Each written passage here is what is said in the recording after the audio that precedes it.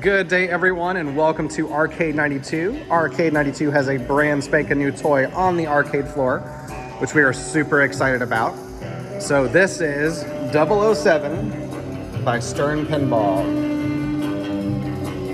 So just to go over real quick the purpose and goal of this video. So we are closed right now, so nothing's wrong with all of our stuff. Like to do one of these videos while we're open is just too loud, and we're not going to be able to pull that off. So it's before we open. So again, we're Arcade 92. We are an arcade. We are a retro arcade bar and restaurant. So over there, we've got all your retro games like Space Invaders, Pac-Man, Galaga, Mortal Kombat, Street Fighter 2, NFL Blitz, NBA Jam. You name it, we probably got it. Okay. So this section over here is all of our modern pinballs. So Arcade 92 is a reference to the year 1992 from a fantastic era in the gaming industry that led to the gaming industry that we have today. So this is from 1962. So that's when Dr. No was released with the legendary Sean Connery. So are we talking retro still, or is this vintage? I don't really know. But they did a great job in the design of this pinball machine to make it look like a vintage pinball machine, even though it is clearly a modern pinball machine. So I'm going to walk you guys through a couple things. So 3 things I hope to accomplish. We're gonna cue it up so you guys can hear the music and all. But my goal is to show you the features of the gameplay. So whether you're a newbie to pinball and want to learn how to play, or if you are a seasoned veteran who just wants to know just how this game flows with the gameplay on the playfield. So this all collectively is called the playfield. So that's everywhere the ball is supposed to go. And as you can see, I have removed the glass, right? So there's not a big reflection and we can actually see everything very well.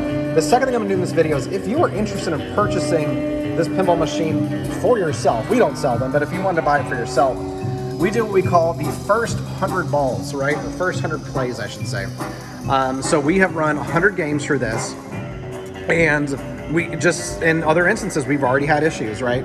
So I'm gonna show you how well or not well the game's put together, and any issues that you wanna look out for. Because we're talking $7,000 for the Pro Edition, what we have. And what's cool is the arcades, such as myself, we just ignore Tetris in the background there.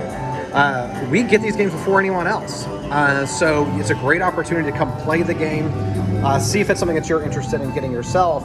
If you want to get a premium or limited edition, you're talking $10,000 plus.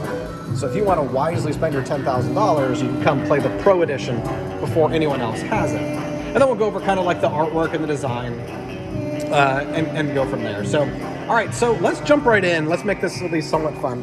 We're going to jump right into what you're supposed to be doing in the game. So the first thing is the Bird 1 multi-ball. So you're gonna launch from your flippers right here, and your target is these 3 green blinking lights right there, right underneath Bird 1, right? And once you access those, right? So that opens up a lock. Now your goal is to hit that lock with the ball 3 times, and that triggers a multi-ball and everything goes crazy. If one of your goals is to get as many points as possible, then that's definitely a great way to do it. Okay, so that's kind of the first way you can go. And the Bird 1 is a reference to the movie You Only Live Twice, and this rocket was used by Spectre to kind of trigger a war between the Soviets and the United States. So it's a really cool reference to the movie. You can kind of see in the background is the factory, the weapons factory. So super cool design there. That's really neat. You'll also see these blinking lights in the background where it says, Spectre. So if you can get the ball through here and touch each of these little trigger points here. So that's S, P, yeah, there you go. So he's telling you how to play there. So if you hit each one of these little triggers right here, that's spelling the word Spectre. And that will start a kind of a mini game in there where you get to use Spectre weapons. And the weapons are actually right here. The game's gonna do that every once in a while because I'm kind of cheating with the glass off.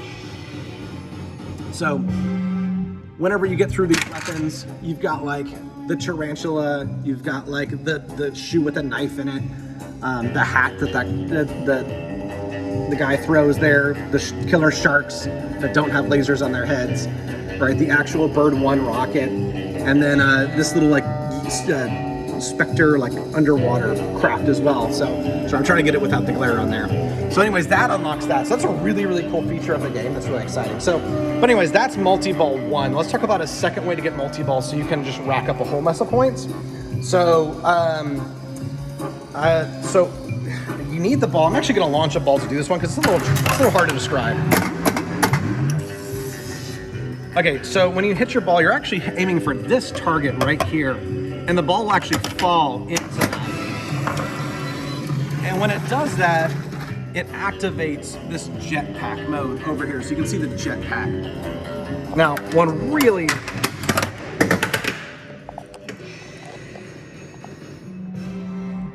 cool thing about the jetpack is that it's from the movie Thunderball. But it was actually a real jetpack that was developed by the US Army that was used in the movie, but it only lasted like 20 seconds and was deemed to be far too dangerous. the negatives outweighed the positives. So it was scrapped, but really cool. But anyways, once you hit that spot right there, then you're gonna launch your ball. Sorry, my cord got hung up here. You're gonna launch your ball kind of up through here and up this back ramp into where the jetpack is. So anyways, if you could pull that off, then you trigger another multi-ball, and that's how you're gonna rack up a whole bunch of points as well. So there's also 2 other modes in the game called the villain mode and the henchman mode. So villain mode is you launch the ball, through this area, up this scoop right here. Very elaborate scoop system that Stern designed, which I actually like. It's pretty robust, but gosh, I bet that's expensive to replace. So launch the ball up through the henchman mode, and that activates somewhat randomly all your different henchmen. So Dr. No, Rosa Klebb, Goldfinger, Largo, Blofeld, and I'm trying to read it without the glare here, and Mr. Henderson. There we go. Sorry, there's a glare on it. But anyway, so once you launch those, it will tie in movie clips from the movies where you're actually defeating those various villains. So now there's a henchman mode as well right here. So same idea. You're going to launch from this flipper here into henchman mode and activate Professor. Hopefully you can see that clearly there. Professor Dent, Grant, Oddjob, Fiona Volpe, Mr. Osato, Mr. Wint, and Mr. Kidd. Hopefully you guys can see that. There's a little bit of glare on what I'm seeing, but hopefully, oh, there we go. That's better. That's better. Okay. So hopefully you can see that. All right, so that's exciting. Now the cool thing is on the henchman mode, you do have to hit the henchman mode 3 times to activate it. I'm sorry, I said that backward. The villain mode, you have to hit 3 times to activate that mode. For the henchman mode, you only need to hit it 1 time. So that's neat. Now, one of my favorite parts of this game is the Q branch. So Q is like the guy who's like research and development. It always makes me think of like Men in Black, like, Agent K. But anyways, you have Q was like the research and development guy that would come up with all these crazy ideas. And then we kind of already went over that there where you spell Spectre. But you do have to launch the ball into this little section right here where it says Q branch.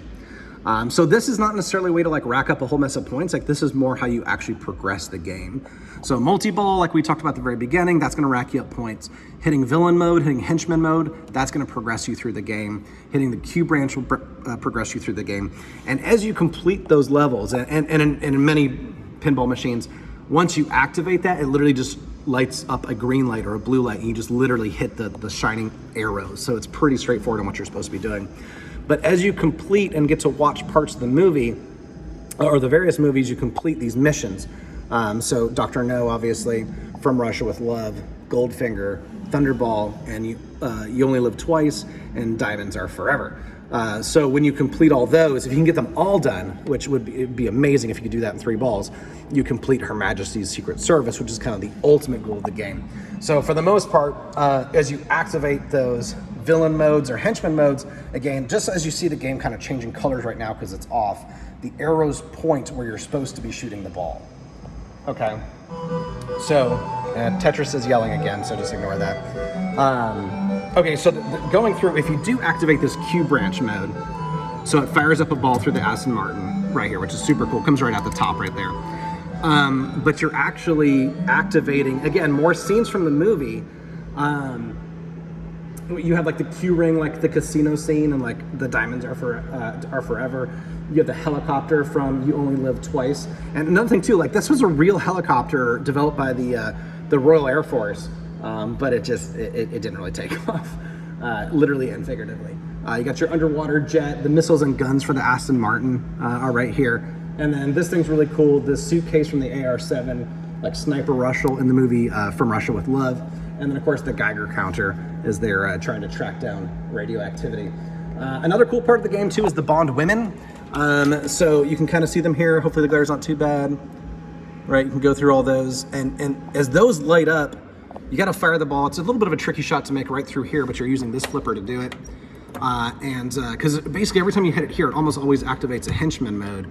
It's hard to fire it up here where the women are. So, but anyways, as you activate each of those, they give you multipliers. So if you're not really caring about working through the game, you just want to get like a high score, as you hit, each one of them, like Tiffany Case, for example, you get like a 3x multiplier. So while that's lit, everything you hit is 3 times the score. So that's a really kind of clever way to do that as well, to rack up, as high of a score as you wanted to do. And let's take a break to talk about this for a moment. So this also has what's called Insider Connect on it. So you actually take your phone and you scan the QR code on your phone, and you're actually registering your score for the world to see, and and you can compete with friends that way, and show your scores kind of to like friends or just people that are part of same leagues or just communities. So this game has that as well. So there's kind of 2 different schools of thought in playing Pinball Machine. Is technically 3, I guess. It was 1, I just want to rack up the high score and hit the blinky lights, right? Number 2 is actually working through the game. Like maybe you don't get the highest score, but you actually complete, all the missions in the game. Like you beat the game, so to speak. And then of course, number 3 is like you want to do both of those things, right? And obviously by finishing the game, you're naturally going to get a higher score. So, so I did take off the glass again, so you can't really see it, but there's this little light that lights up right here. And that is just kind of like the 007, like when that lights up, you hit that button as fast as you can, and it will actually rack up some points for you as well. Okay, so and then other like just kind of little stuff again, just super, super cool. The Aston Martin, just such a neat idea. Because again, the ball actually comes out right from the top right there and spits into that wire ramp. So that's really cool. The other kind of thing too, in just a more simplistic sense, is you can rack up points by hitting MI6 up there. So the M, the I, or the 6 will light up, and you can get a skill shot when you launch it. If you can hit it in the right spot, it gives you like an increased levels of points as well. So just really good like tie-ins to all the movies, and just really great artwork as I've kind of gone up and down here, several times. And then, so let's go over the first 100 balls. So that's like, oh man, that's all exciting, that's all fun. Now let's kind of go over, okay, well here's kind of the downside. So if you're looking to purchase this pinball machine, there's definitely some things that, again, as an arcade, as an operator, we get these things before anyone else. So therefore we also know of problems before anyone else. And just keep that in mind too when you go to play at any arcade, Arcade 92 or anywhere else. Like, this game has already received over 100 plays, and we've had it for 3 days? 2 days? I think 2 days. Yeah, 2 days. So these things, by the end of this week, this game will have received an entire lifetime of play and lifetime of abuse. So when you go to arcades, especially ones, well, specifically ones that are free play, because again, we don't charge $2 per game, it's free play. These games take a beating, an absolute beating. But we're only about 100 games into it right now, and I don't know if you're gonna be able to see this very well, but the play field is already riddled with divots. Like, I've never seen it to this extent before. It is not showing up in the video at all. But basically divots are whenever the ball drops down real hard, it will put a tiny little divot into the play field, into the actual graphic. And I mean, I would probably, 100 plays, I would say there's at least 50 to 60 divots in there right now. So man, that's gonna be real hard on resale value if you're actually looking to purchase this game. So I don't know what they changed though. The similar thing happened with Stranger Things. And a lot of the same designers who designed Stranger Things partook in this one as well. Lots of divots. So I'm more or less just shocked by that. I've never seen it. I mean, divots are gonna happen, but that many is just wild. Okay, so the other thing too, now this is a design flaw, I would say for sure. So when you hit the ball right here and this, diamonds our forever symbol. So it's supposed to spin like such. We have had at least on 3 occasions where that spinner just completely comes out, right? Like it comes out very, very easily. The issue is this bracket right here is too wide. That bracket needs to be made a little less wide. So it's just crazy to spend thousands of dollars and then you gotta like make a correction. Like you're gonna need like a pair of clamps or something to actually squeeze that metal down a little bit or bend that wire a little bit. So that's tricky, you know, it's tricky. But the tricky thing on pinball is if you can't hit the spinner, there's an opto sensor right there. You cannot progress the game. You know, so if that breaks off for good, like this game, you'll never be able to play the game all the way through. So again, a design that I totally disagree with from Stern, the opto is measuring the spinner. The opto should be measuring the ball, right? So, but obviously that's a little tricky there, but I mean, they do it in other places. Like here, when the ramp goes up, the villain mode ramp, so the ball goes up and over, and there's an opto right there with a little hole. So, but this opto is reading that spinner. So as soon as that spinner falls off, you're done progressing the game. You've got to pull the glass and you've got to put it back in there. And again, we've already done it in 100 plays. I think we've done it 4 or 5 times. So that's really that's really concerning. Okay, so now the other thing here too, we've noticed that, and I was worried about this when I saw this, the ball launches up out of the top of the Aston Martin, and the ball sometimes will take 2 to 3 attempts to make it out the top. It's you know, these solenoids are developed to hit the ball with a certain amount of force, but this ball is having to pass through the top of the car, has to overcome the force to open this, plus it has the force of going up and over this right here. So we have seen the ball on several occasions come up, hit that top, and go right back down again. So it hasn't interfered with the play, but it's definitely going to be a problem. Like if that solenoid is not working at its peak efficiency and it's already struggling, then we got some problems here. So okay, so then the only other thing too is, and we're gonna wrap this up here in a second, that we actually had to fix, like within the first 100 plays, is this micro switch right here underneath here. So it just needed to be a minor adjustment, but again, just for you to think of, it's there's a joke, so to speak, that says if it ain't pinball, it ain't broke, or if it's pinball, it ain't. You know what I'm trying to say. Point of story is pinballs break all the time. Sometimes they arrive broke directly from the factory, right? Or they have design flaws that cause issues and headaches. So it has to be, if you're gonna buy one of these things, you've gotta be passionate about it because you gotta know a guy who can work on these things, or you gotta just, you know, be ready to poke around underneath the play field there to get things figured out, which can be dangerous. There's a lot of, as you can see, there's a lot of electricity under there. So the one thing I wanna point out too, which maybe I should have researched this before making this video, but I have a curiosity. So this one right here, right? You could see there's screws, okay? Screws in there. On the other side of this is the same image, but it is on the other side. Like usually underneath the play field. So basically once you lift it up, you see all the wires, you see all the solenoids, you see everything, and you see one of these. Now my thought was, okay, well maybe it's because they're expecting it to take damage coming out as this comes out of here. But if you flip it the other way, it doesn't fit. So I don't know why it's printed the same way on 2 sides. The only other thing that I could think of is they're trying to make it like to where you can like, you know, the light, you could see the lights glowing through there, which again, they could have just made the other side transparent. So why they printed it on both sides, I don't know. So I'm curious if anybody knows this. Again, the simple answer is they made it so you could see, you know, the light come through. Maybe it's just that simple, but it could have just been clear on the other side. So anyway, it's just a curiosity of mine. If anybody knows on that one, then feel free to put that in the comments. Maybe I'm overthinking it. But that's really it. So this is the whole machine. So I hope you guys enjoyed the video. Again, I pulled the glass so it looks a little different, but this is what the front is. Ignore my keys hanging out of there. The side art, so with many of the Bond women, right? Well, except for that guy. I love this. They did a really good job on that side right there. And again, this is the pro version. So if you're getting like the premium or limited edition, they actually the completely different artwork on the other sides. So, and then this is really neat. So again, same on the other side, but this is really neat here. So this is a, you know, just shout out movie poster of each of the movies. So you only live twice, you know, diamonds are forever. Thunderball, oops, sorry, I'm doing a bad job videoing here. Thunderball, Goldfinger, and From Russia with Love. So, alrighty folks, that's it, there she is. So come on into Arcade 92. Again, we're free play, so it's $12 to get in the door. You can play this thing as many as you want to, many times as you want to. Overall, I really like it. I think this is going to be one of my more favorite pinball machines that Stern has released. I am a bit cautiously optimistic about how that ball's coming out of that Aston Martin. I'm really worried that at some point you're gonna just start seeing those have to be removed, which is such a cool feature of the game. That'll be really sad if that has to happen.